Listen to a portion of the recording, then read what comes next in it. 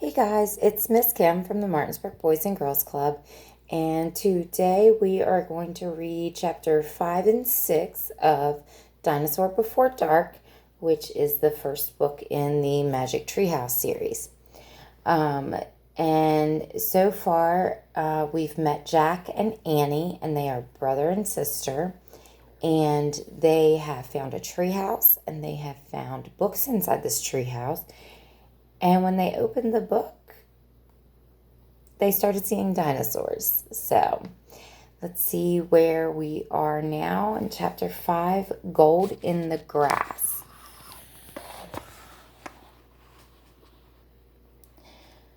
Go, go, said Jack. He threw his notebook into his pack. He pushed Annie toward the rope ladder. Bye, Henry, she said. Go, said Jack. He gave Annie a big push. Quit it, she said. But she started up the ladder. Jack scrambled after her. They tumbled into the treehouse. They were panting as they looked out the window at the dinosaur. He was standing on the hilltop, eating flowers off a tree.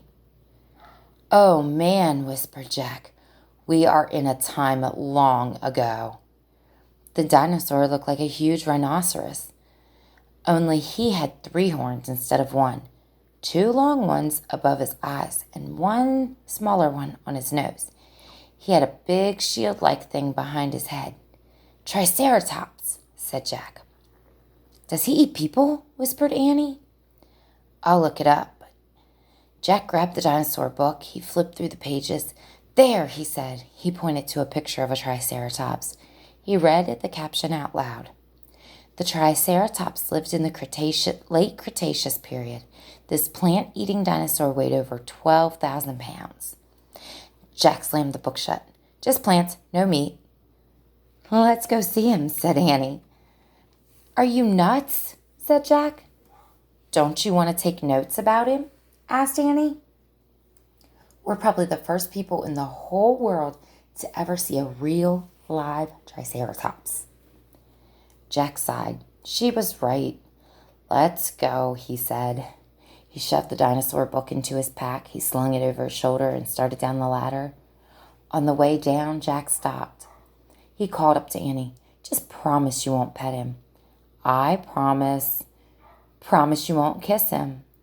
I promise. Promise you won't talk to him. I promise. Promise you won't. Go, go, she said. Jack went, Annie followed.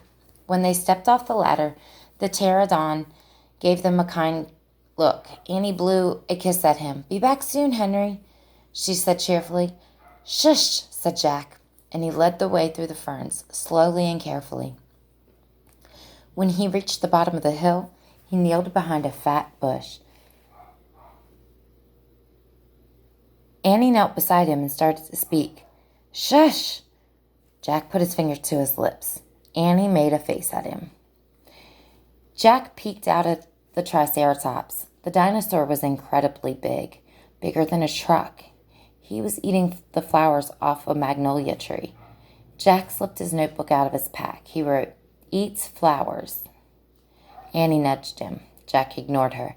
He studied the Triceratops again. He wrote, Eats slowly. Annie nudged him hard. Jack looked at her. Annie pointed to herself. She walked her fingers through the air. She pointed to the dinosaur. She smiled. Was she teasing? She waved at Jack. Jack started to grab her. She laughed and jumped away. She fell into the grass in full view of the Triceratops. Get back, whispered Jack. Too late. The big dinosaur had spotted Annie.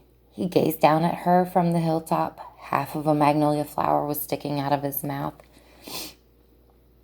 Oops, said Annie. Get back, Jack shouted at her. He looks nice, Jack. Nice. Watch out for his horns, Annie. No, he's nice, Jack. Nice. But the Triceratops just gazed calmly down at Annie. Then he turned and loped away down the side of the hill. Bye, said Annie. She turned back to Jack. See? Jack grunted, but he wrote in his notebook, nice. Come on, let's look around some more, said Annie. As Jack started after Annie, he saw something glittering in the tall grass. He reached out and picked it up. A medallion. A gold medallion. A letter was engraved on the medallion, a fancy M. Oh, man, someone came here before us, Jack said softly. Chapter 6, Dinosaur Valley. Annie, look at this. Look at what I found. Annie had gone up to the hilltop. She was busy picking a flower from the magnolia tree. Annie, look, a medallion. But Annie wasn't paying attention to Jack. She was staring at something on the other side of the hill. Oh, wow. Annie! Clutching her magnolia flower, she took off down the hill. Annie, come back, Jack shouted. But Annie had disappeared. I'm going to kill her, Jack muttered. He stuffed the gold medallion into his jeans pocket, and he heard Annie shriek, Annie! Jack heard another sound as well, a deep bellowing sound, like a tuba. Jack, come here. Annie! Jack grabbed his backpack and raced up the hill. When he got to the top, he gasped. The valley below was filled with nests, big nests made out of mud, and the nests were filled with tiny dinosaurs. Annie was crouching next to one of the nests, and standing over her was a gigantic duck-billed dinosaur. Don't panic, don't move, said Jack. He stepped slowly down the hill towards Annie. The huge dinosaur was towering above Annie, waving her arms, making her tuba sound. Jack stopped. He didn't want to get too close. He knelt on the ground. He said, okay, move toward me slowly. Annie started to stand up. Don't stand. Crawl, said Jack. Clutching her flower, Annie crawled toward Jack. The duck-billed dinosaur followed her, still bellowing. Annie froze. Keep going, said Jack softly. Annie started crawling again. Jack inched further down the hill until he was just an arm's distance from Annie. He reached out and grabbed her arm. He pulled Annie toward him. Stay down, bow your head, pretend to chew. Chew? Yes, I read that's what you do if a mean dog comes at you. He's no dog, Jack, said Annie. Just chew, said Jack. Jack and Annie both bowed their heads and pretended to chew. Soon the dinosaur grew quiet. Jack raised his head. I don't think she's mad anymore, he said. Thanks, Jack, for saving me, said Annie. You have to use your brain. You can't go running into a nest of babies. There's always a mother nearby. Annie stood up. Annie! Too late. Annie held out her magnolia flower to the dinosaur. I'm sorry I made you worry about your babies. The dinosaur moved closer to Annie. She grabbed the flower from her. She reached for another. No more, said Annie. The dinosaur let out a sad tuba. There are more flowers up there. She pointed to the top of the hill. I'll get you some. Annie hurried up the hill. The dinosaur waddled after her. Jack quickly examined the babies. Some were crawling out of the nest. Where were the other mothers? Jack took out the dinosaur book. He flipped through the pages. He found a picture of some duck-billed dinosaurs. He read the caption. The Anatosaurus lived in colonies. While a few mothers babysat the nest, others hunted for food. So there must be more mothers close by. Hey, Jack, Annie called. Jack looked up.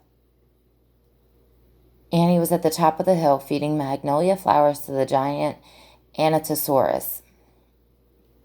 She's nice too, Jack. But suddenly the Anatosaurus made her terrible tuba sound. Annie crouched down and started to chew. The dinosaur barged down the hill. She seemed afraid of something. Jack put the book down on the top of his pack, and he hurried up to Annie. I wonder why she ran away. We were starting to be friends. Jack looked around. What he saw in the distance almost made him throw up.